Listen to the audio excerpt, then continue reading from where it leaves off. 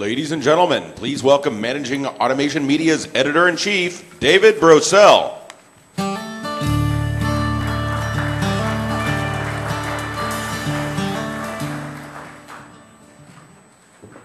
Thank you, Doug and Tim. That was a very interesting presentation. I think we're going to be talking about a number of these themes as we go forward.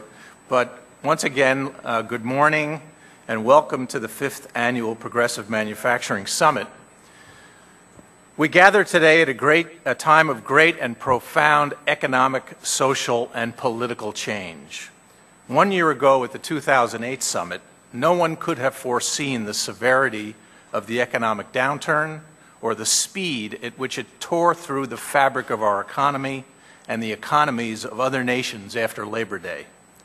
Since that time, developments have forced us to question many basic assumptions and to face many new realities. What is the true strength of our economy, and what builds lasting value? What is government's appropriate role in private enterprise?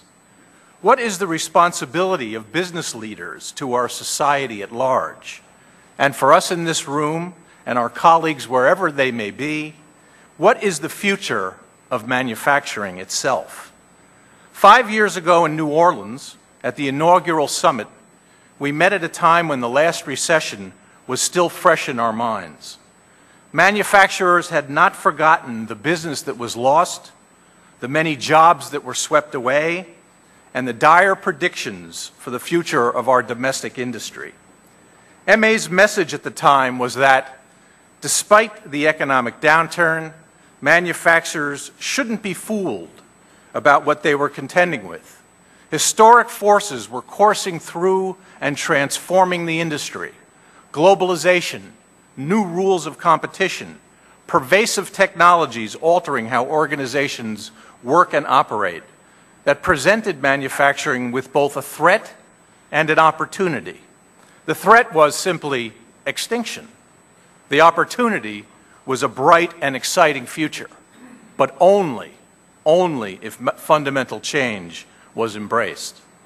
That fundamental change we called progressive manufacturing, a concept which holds that the road to the future is marked by the interplay between transformational business thinking and the application of advanced technologies in all aspects of the business. And so we began a conversation about the heart, mind, and soul of this industry, which has developed year after year.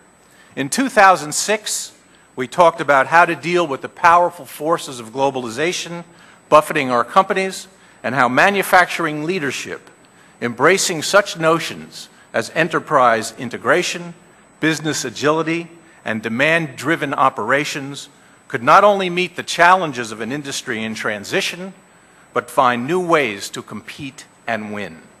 In 2007, under the theme of connecting the enterprise, we took the conversation a major step forward, outlining the kinds of business and technology decisions manufacturers must make to leverage all of their intellectual and physical assets in creation of the one company, the integrated enterprise that could act with great force and with great agility and speed.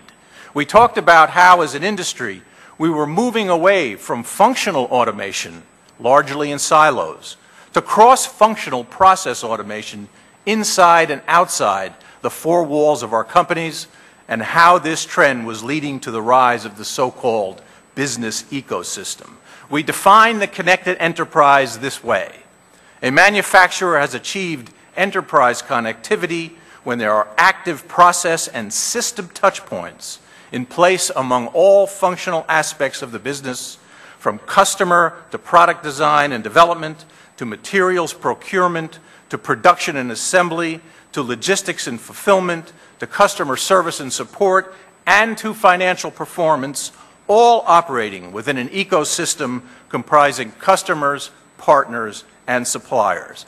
Building upon this idea, we posited the concept of the united enterprise, in which meaningful connectivity would lead to integration, which in turn would lead to collaboration, potentially creating greater enterprise responsiveness, agility, and speed. There would be one system homogeneous in execution, heterogeneous in composition. Last year, we put before you the challenge of taking advances in integration and connectivity to a higher and more game-changing level, the orchestration of the business encompassing people, processes, and IT platforms. We told you that if such orchestration could be accomplished, and with it, the broadening of access to and usage of system functionality and power, we would begin to close the huge gap that exists between what is technologically possible and what organizations are prepared to do with that power. We told you that the root challenge facing manufacturing was to change human behavior, lower cultural barriers, and transform organizational structures in order to fully absorb and use advanced technologies, an effort requiring a deft orchestration of people, processes, and IT platforms.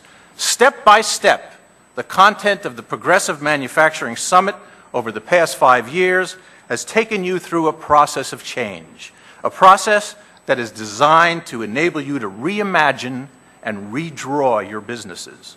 Today, we gather at a time of a much more serious economic downturn than the one that influenced us at the first summit. Many are saying that this downturn is structural in nature. What more dramatic proof of this could there be than the formal announcement just last week of General Motors' bankruptcy? If nothing else, this recession has forced people to rethink assumptions, particularly how true value is created in an economy. But what hasn't changed are those historic underlying forces at work that continue to transform manufacturing. In light of these facts, we must now take the next step in our progressive manufacturing journey. That step, and the theme for this year's summit, is the redefinition of the business of manufacturing itself. And what better time to do so than in the midst of a period of structural economic change. But first, what do we mean by this theme? To define or redefine means to determine or identify the essential qualities or meaning of something. Our theme suggests that we need to redo or rediscover what those essential qualities are. At the outset, we must ask ourselves, how do we define manufacturing? What is a manufacturing company as we approach the cusp of the second decade of the 21st century? Our trusty Merriam-Webster's would define manufacturer as, quote, the process of making wares from raw materials by hand or by machinery, particularly with an organized plan and carried out systematically with division of labor. Okay, that sounds about right. How you organize or how well you organize your plan and how you divide the labor open up many possibilities, of course. But the basic definition seems right, so I don't think we need to redo anything at this point. This brings us to the next question. What is a manufacturing company today? Let's say you make sneakers. Most or all of the manufacturing of your sneakers is outsourced to other companies. You devote most of your activities to marketing, new product development, managing the brand, and managing partner relationships. Is your company a manufacturing company?